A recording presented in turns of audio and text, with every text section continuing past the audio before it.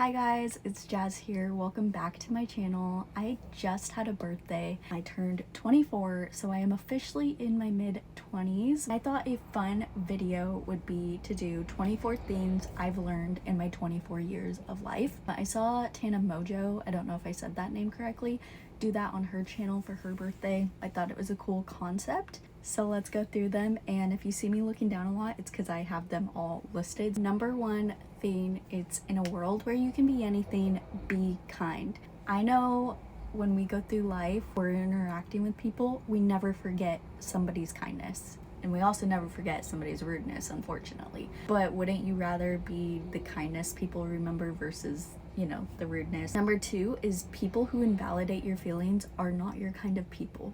You never want to pour your heart out to somebody. You never want to cry in front of somebody. Like, opening up is such a personal thing, and when people just make you feel dumb for how you feel, they're not your kind of people, and those are the people that you just don't want to surround yourself with. You want to feel heard and understood in your circle. Number three is allow yourself to feel all of the emotions. A lot of the times people react with their emotions. They don't actually sit with what has happened to them and allow themselves to process everything to find out how they actually feel about the situation. Give past versions of yourself grace.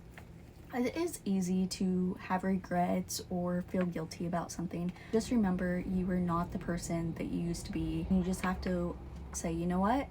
That wasn't the best, but I didn't know what I know now. I forgive myself. And because of that situation, I am who I am today. Number five, quality over quantity. This is just people in your life. I have such a small circle of friends. I have a very small family. Having people that truly are irreplaceable in your life, measure up in so many ways because of how amazing they are, is way better than having a whole bunch of people that don't really know who you are to the core. Number six, the word family doesn't make an excuse. I used to say this all the time, like, oh, but it's my mom. Like, yes, and that adds a little extra layer, of course, because that is your family. But just because they are family doesn't give them the excuse to treat you a certain way. Number seven, family doesn't always have to be blood. Like I said, I have a really small family, but the family I have now is bigger than that family I started with. We get to choose who we want our family that we are building to be surrounded by. Number eight, grief is grief. Whether you know somebody that lost their life at a really young age and it's so sad because they never got to live a life, or you lost somebody that had a really full life and got to live it to the fullest and live long, that doesn't make one or the other worse. Also, you can grieve people that are alive, and that is the same exact thing. If you love somebody, they're with you, and you're grieving them as long as you live, and it just doesn't go away, it just gets different. Number nine, we all have a go-to emotion. This is something that helped me so much. Once you find out your go-to emotion, it makes everything so much simpler. A lot of people in my life, their go-to emotion is anger, which is fine, no judgment. That is one emotion that I despise to feel. It's just not my favorite. My go-to emotion is sadness. Finding your go-to emotion will help you navigate a situation. Am I actually this sad about it, or am I just sad because that's my go-to emotion? Number 10, missing people who used to be in our lives is okay as long as you know that the person that you were missing is not the person that they are today. They can be out in the world, whether it's a relative, whether it's an ex, whether it's an ex-best friend, whoever it is that you are missing a version of them that no longer exists. Are you the same person that you were when you had that person in your life? Probably not, because you are a different version of you. I feel like when missing people, it's best to be like, okay, they were good for me then, and I miss them because of who they were to me in that moment. Number 11, you can learn from the world, but the world has a lot to learn from you. I grew up with a lot of adult feelings, a lot of adult things happening to me. The adults around me would say, you're just a kid, you don't know what it's like, just wait until you're older, life's gonna get worse. I can truthfully say, being a kid was the hardest part for me. That's the beautiful thing about life, is we can learn from one another. And it's not just, I'm older, I know more than you. It's not like that. Number 12 is it's okay for people not to know your side of the story. A lot of the times when we hear things about ourselves or something that's inaccurate about our story, we know it, we lived it, right? But there's always two sides to every story. I feel like healing is knowing that you don't have to waste your breath to come to your defense all the time. Like sometimes it literally is just a waste of breath. You can say how you feel and it's not going to change what they think they know. When I share my story, it's not because I'm like, this is what happened to me. I'm sharing it so that people can relate and not feel alone out there. Number 13 is learn to be okay by yourself. Probably one of the newest ones that I have learned, and I am so incredibly grateful for. Kyle and I decided to do this traveling lifestyle. I quit my job. He quit his job to get this job. Now, I don't have a job other than TikTok. Most of the time I am in this camper. I am alone with myself. Yes, I have a dog, but my dog is not really going to talk back to me. Sometimes he does though. But I'm alone with my thoughts all the time.